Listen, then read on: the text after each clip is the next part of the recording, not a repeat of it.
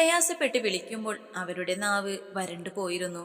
ക്ഷമിക്കില്ലേ അമ്മച്ചിയോട്, അതോ വെറുപ്പാണോ? ത്രേസ്യയുടെ കണ്ണുകൾ വീണ്ടും നിറഞ്ഞൊഴുകി. ജീന തല വിലങ്ങനെയാട്ടിക്കരഞ്ഞു. കരയാനാണോ മരുമോളെ കാണണമെന്ന് പറഞ്ഞത്? ബെസ്റ്റ്. അലക്സ് ചിരിയോടെ ടേബിളിൽ ചാരി നിന്നു. അമ്മച്ചി, മോള് വന്നില്ലേ, ഇനി എന്തിനാ കരയുന്നേ? കരയില്ലടാ, ഇനി അമ്മച്ചി കരയില്ല. ഇത് അവസാനത്തേതാ. ത്രേസ്യ ചിരിക്കാൻ ശ്രമിച്ചു. ജീന അവരുടെ കണ്ണുനീർ തുടച്ചു. അലക്സ് മെല്ലെ പുറത്തേക്കിറങ്ങി. അപ്പോൾ അമ്മച്ചിയെ ചീത്ത പറഞ്ഞവളാണ് ഇപ്പോൾ അമ്മച്ചിയോട് കൊഞ്ചിക്കൊണ്ടിരിക്കുന്നത്. സിസിലി ചായ കൊണ്ട് കൊടുത്തപ്പോഴാണ് അലക്സ് ജീനയെ ഓർത്തത്. ചായയും കൊണ്ട് പോകുമ്പോൾ അമ്മച്ചിയെ എഴുന്നേൽപ്പിച്ചിരുത്തി ചായ കൊടുക്കുന്നുണ്ട്. അമ്മച്ചിയുടെ മുഖത്തെ സന്തോഷവും ജീനയുടെ മുഖത്തെ തെളിച്ചവും അവൻ കുറച്ചുനേരം നോക്കി നിന്നു. ഇതിപ്പോ ഒന്നും കഴിയില്ല ഇച്ചായ, ചാർലി പിറകിൽ വന്ന് പറഞ്ഞതും അലക്സ് ചിരിയോടെ തിരിഞ്ഞു. വാ, നമുക്ക് കുറച്ച് ചിക്കനൊക്കെ എടുത്തിട്ട് വരാം. ചാർലി കൈകൊണ്ട് മദ്യക്കുപ്പിയുടെ ആക്ഷൻ കാണിച്ചു. അലക്സ് നോക്കുമ്പോൾ സിസിലിയും റിയയും ചാർലിയെ നോക്കി നിൽക്കുന്നുണ്ട്. അലക്സ് ചിരിയോടെ തലയാട്ടി ബുള്ളറ്റ് സ്റ്റാർട്ടാക്കി അവനൊന്ന് തിരിഞ്ഞു നോക്കി. ആരുമില്ല ഇച്ചായ, വണ്ടിയെടുക്ക്. ചാർലി തോളിൽ തട്ടി. അലക്സ് വണ്ടി മുന്നോട്ടെടുത്തു. ബുള്ളറ്റിന്റെ ശബ്ദം കേട്ടിട്ടും ജീന അനങ്ങാതിരുന്നു. അവൾ പോയില്ലെങ്കിലും ഹൃദയം അവനൊപ്പം എത്തിയിട്ടുണ്ട്. രാത്രി സോഫിയും റിയയും ജീനയുടെ ഒപ്പം തന്നെ കൂടി. അവളോട് കടന്ന് സംസാരിച്ചുകൊണ്ട് തന്നെ കുറച്ചൊക്കെ പിണക്കം മാറ്റിയെടുക്കാൻ കഴിഞ്ഞു. അലക്സും ചാർലിയുമാണ് ആദ്യം കഴിക്കാനിരുന്നത്.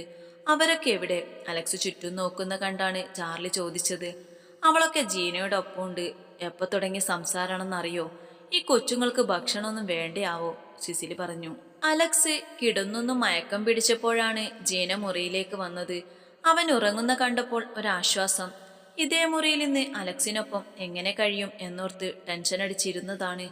ബെഡിൽ ഓരം ചേർന്ന് കിടക്കുമ്പോൾ മനസ്സ് സങ്കീർണമായ ചിന്തകൾ കൊണ്ട് നിറഞ്ഞു. പെടുന്നനെ ഇടുപ്പിലൂടെ ബലിഷ്ഠമായ കൈവന്നവളെ അവനിലേക്ക് ചേർത്തി കിടത്തി. ഞാൻ ഉറങ്ങാൻ വേണ്ടി വൈകി വന്നതാണോ? ചെവിയിൽ കാറ്റുപോലെയുള്ള സ്വരം ഇക്കിളിപ്പെടുത്തി. വിറച്ചുപോയ നിമിഷം. അലക്സിന്റെ നെഞ്ചിലേക്ക് ചേർത്തി കിടത്തുമ്പോൾ ഹൃദയം തകർന്നുപോയി. ഇച്ചയ. ചുണ്ടിന്മേൽ അമർന്ന വിരലുകൾ ബലം കൂടിയ പോലെ ചുണ്ടുകൾ മെല്ലെ തടവി. ജീനയുടെ തൊണ്ട വരണ്ടുപോയി. വാക്കുകൾ കിട്ടാതെ ഉഴർന്ന പോലെ ചുണ്ടിൽ തലോടിക്കൊണ്ട് അവൻ നേരെ കിടന്നു. രണ്ടു കൈയും തലയ്ക്ക് പിന്നിൽ വെച്ച് മലർന്നു കിടന്നു. കുറച്ച് സമയമേ തരത്തുള്ളൂ ജീനക്കൊച്ചെ, അതിലും കൂടുതൽ എന്നെ കൊണ്ട് പറ്റത്തില്ല. ജീന വിറയലോടെ ചുരുണ്ടുകൂടി. അലക്സ് ചെറിയ ചിരിയോടെ മെല്ലെ മിഴികളടച്ചു. രാവിലെ അലക്സ് കണ്ണു തുറക്കുമ്പോൾ ജീന ബാത്റൂമിൽ നിന്ന് ഇറങ്ങി വരുന്നുണ്ടായിരുന്നു. നനഞ്ഞ മുടിയിൽ ടവല് ചുറ്റിയിട്ടുണ്ട്. അലക്സ് ചെറിയ പുഞ്ചിരിയോടെ തലയിണയിലേക്ക് മുഖം പൊഴുത്തി. ജീന അടുക്കളയിൽ ചെല്ലുമ്പോൾ സിസിലി ചായ മാറ്റിവെച്ചു. ഇതാ മോളെ, അലക്സിക്ക് കൊണ്ടുകൊടുക്ക്. അമ്മച്ചി കുടിച്ചോ? ജീന ചായക്കപ്പ് കയ്യിലെടുത്തു. ത്രേസ്യ എഴുന്നേറ്റിട്ടില്ല. ജീന തിരിഞ്ഞു നടന്നു. അലക്സ് മുഖം കഴുകി ബാത്റൂമിൽ നിന്ന് ഇറങ്ങിയതും ജീന മുറിയിലേക്ക് വന്നു. ചായ. അലക്സ് ഒന്നും മിണ്ടാതെ അവളെ തന്നെ നോക്കി നിന്നു. ജീന ചായ ടേബിളിൽ വെച്ച് തിരിഞ്ഞു നടന്നു. ജീനെ ആ വിളിയിൽ പിടിച്ചു കെട്ടിയ പോലെ തിരിഞ്ഞു നിന്നു. കൊച്ചിന് എന്തെങ്കിലും പ്രശ്നമുണ്ടോ? ഈ ചായൻ അറിയാത്തത് വല്ലതും? അലക്സിന്റെ സംശയത്തോടെയുള്ള ചോദ്യം കേട്ട് ജീന മുഖം താഴ്ത്തി. എന്തായാലും ഇച്ചായനോട് പറ. അലക്സ് അവളുടെ തലയിൽ മെല്ലെ തഴുകി. ഒന്നുമില്ല ഇച്ചായ. ശബ്ദം എവിടെയോ ഇടറിപ്പോയി. പിന്നെയും സംശയങ്ങൾ ഉണ്ടാവാതിരിക്കാൻ വേഗം തിരിഞ്ഞു നടന്നു. അലക്സ് അവളെ തന്നെ നോക്കി നിന്നു. പിന്നെയുള്ള 2 ദിവസവും ജീന അവനെ അവഗണിച്ചു കൊണ്ടേയിരുന്നു. വൈകുന്നേരം മദ്യം പകർത്തിയ ഗ്ലാസ് വായിലേക്ക് കമിഴ്ത്തുമ്പോൾ ചാർലി അവനെ പകപ്പോടെ നോക്കി. എന്ത് കുടിയയച്ചായത്? മനസ്സാകപ്പാടെ മടുപ്പാടാ. ഇങ്ങനെയാണ് ജയിലിൽ നിന്ന് ഇറങ്ങേണ്ടായിരുന്നു. അവന്റെ സ്വരത്തിൽ നിരാശ കലർന്നു. കുറച്ച് സമയം കൊടുക്കിച്ചായ. മനസ്സിനേറ്റ മുറിവുകൾ അത്ര ചെറുതല്ല. അലക്സ് കാലുറക്കാതെ എഴുന്നേറ്റു. റൂമിൽ പോയി നേരെ ബെഡിലേക്ക് വീണു. ജീന അമ്മച്ചി ഉറങ്ങി പുതപ്പിച്ചു കൊടുത്താണ് ഇറങ്ങിയത്. റൂമിലെത്തിയതും അവളുടെ കണ്ണുകൾ ആദ്യം ചെന്നത് അലക്സിലാണ്. കണ്ണുകൾ പെട്ടെന്ന് നിറഞ്ഞു. 2 ദിവസം കൊണ്ട് തന്നെ അലക്സിനെ ഒരുപാട് അവഗണിച്ചിട്ടുണ്ട്. ജീന കണ്ണുകൾ തുടച്ച് അവന്റെ തലയിൽ തലോടി. പിറ്റേന്ന് വൈകുന്നേരം മോളി വന്നു. സിസിലിയും ത്രേസ്യയും അവളെ സന്തോഷത്തോടെ സ്വീകരിച്ചെങ്കിലും ജീന അവളെ ശ്രദ്ധിക്കാൻ പോയില്ല.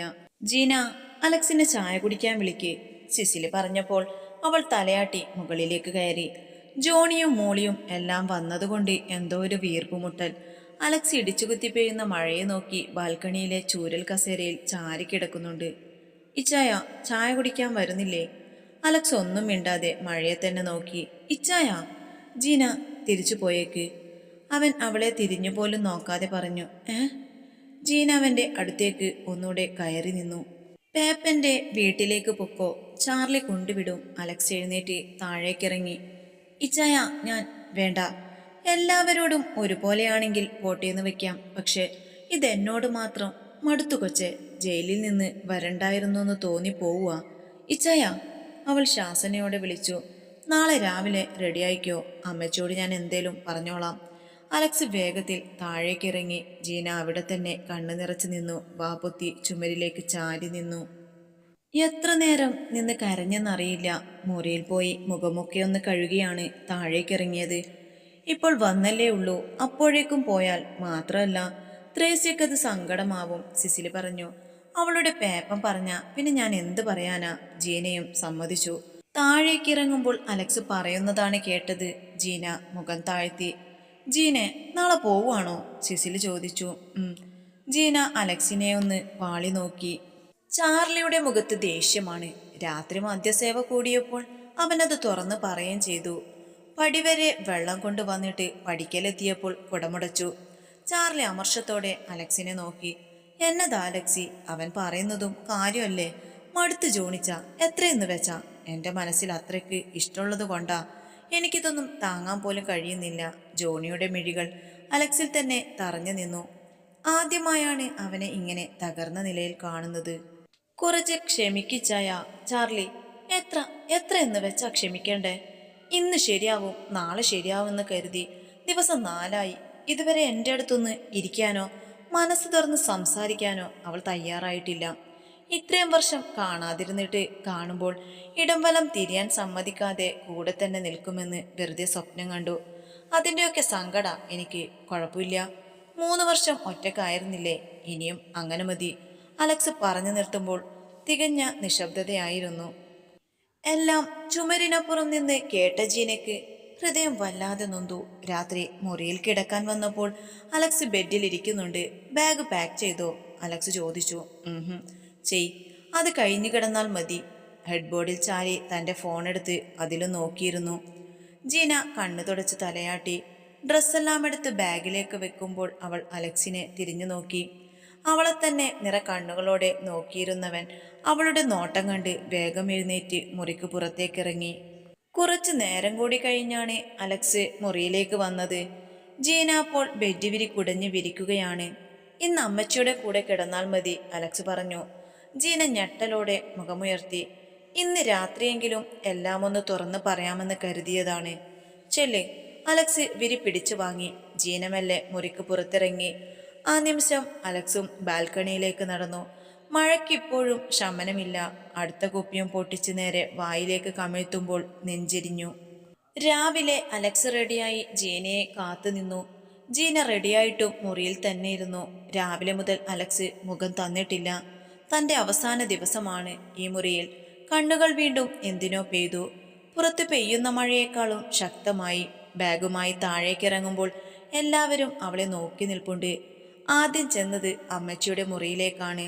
വേഗം എത്താമെന്ന് ആ പാവത്തിന് വാക്കു കൊടുക്കേണ്ടി വന്നു. കാത്തു നിൽക്കുന്നവരോടും അത് തന്നെ പറഞ്ഞു.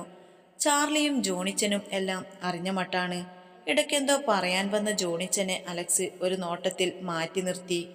സിസിലിയോടും സോഫിയോടും റിയയോടും യാത്ര പറഞ്ഞു. മോളി കണ്ണു നിറച്ചൊന്ന് നോക്കിയേ ഉള്ളൂ.